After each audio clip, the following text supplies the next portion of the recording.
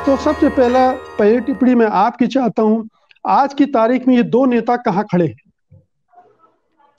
देखिए, जहां से आपने शुरू किया है, पहली बात तो ये है कि मैं मायावती को आज भी अंडर एस्टिमेट नहीं करना चाहता, क्योंकि उनकी खास करके जिस तरह की वो टिकट बंटवारे की रणनीति है, वो मुझे थोड़ी सी ठीक दिखाई दे रही है।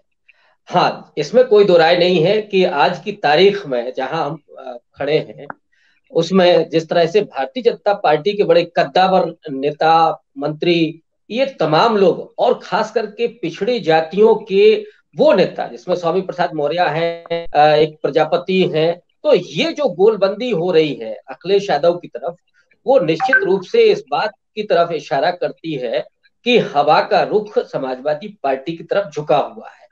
और यही वजह है, मैं पहले भी कहता रहा हूं कि पत्रकारों से भी ज्यादा जनता की नब्ज अगर कोई समझता है तो वो है नेता।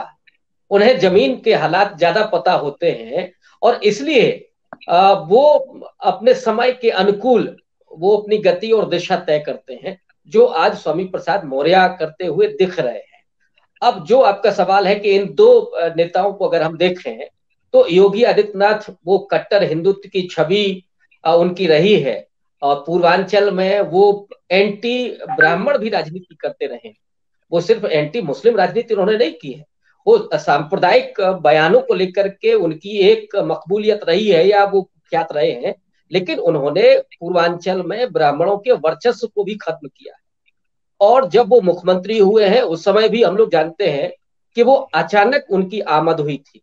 हालांकि ये जरूर है कि जिस समय चुनाव चल रहा था, तो मुझे याद आ रहा है कि कुछ अंग्रेजी पत्रकार जब योगी आदित्यनाथ के मठ में उनका इंटरव्यू लेने के लिए गए थे, तो जो मठ के लोग थे उनमें कानाफूसी हुई कि अब तो लग रहा है कि हमारे जो पुरोहित हैं, हमारे जो गुरु हैं, वो मुख्यमंत्री हो सकते हैं। तो निश्चित नहीं, रूप से रविकांत जी। उनकी महत्वाकांक्षाएं थी। जी, रविकांत जी, जी। ये एक बैकग्राउंड है, लेकिन आज का विषय ये है कि ये दो नेता हमारे सामने दिख रहे हैं। किसका दावा दिख रहा है, किसका आकर्षण है, कौन जनता के प्रति, जनता में उसके प्रति एक वो दिख रहा है, उत्साह दिख रहा है, और दावा किसका मजबूत दिख रहा है आज की तारीख में? इसमें तो मुझे लगता है किसी को कोई शक ही नहीं है। योगी आदित्यनाथ ने न सिर्फ जनता के बीच में उनकी छवि खराब हुई, बल्कि वो स्वयं अपने विधायकों और मंत्रियों के बीच में भी बहुत बहुत ज्यादा कुख्यात हुए। दिसंबर 2019 का घटनाक्रम सबको याद होगा कि जहां 200 के करीब विधायक विधानसभा में बैठ करके उनके खिलाफ एक तरह से धरना देते हैं, और तब से लेकर के अब तक कोरोना काल में भी उनके विधायकों और मंत्रियों ने भी शिकायतें की कि साहब हमारी तक नहीं सुनी जा रही है। और जिस तरह से उन्होंने उत्तर प्रदेश को चलाया है, चाहे लफ्ज याद हो, ठोको नीति हो, वगैरह वगैरह, जितनी सारी है, तो वो उसी अपने ध्रुवीकरण की राजनीति पर हमेशा रहे हैं। और एक जाति को लेकर के, वो ठाकुर को लेकर के नहीं, उन्होंने लेकिन उसकी वजह प्रशासन में से भी उनकी बहुत सारे अपनी एक लोगों को, लोकप्रियता बनी ये होगी, जो अपना छवि एक है, ब्रांड बना होगा। रविकांत जी, क्योंकि हम नहीं वो तुलना कर ब्रांड रहे जरूर हैं बना ये, है, हम लेकिन उनकी राजनीति को तो अगर हम जानते ही जाति हैं। को भी देखें तो ठाकुर बमुश्किल 5% है उत्तर प्रदेश में। वो हम मान सकते हैं कि ठीक है, वो भारतीय जनता पार्टी के साथ योगी आदित्यनाथ के कारण जुड़ा है, लेकिन पूर्वांचल का ब्राह्मण भी उनके कारण नाराज हुआ है। और उससे ज्यादा किसान हो, नौजवान हो, ये सारे लोग नाराज हुए हैं। और उसका फायदा सीधे तौर पर अखिलेश यादव को मिला, क्योंकि उन्होंने एक बेहतर रणनीति अपनाई इस बीच में।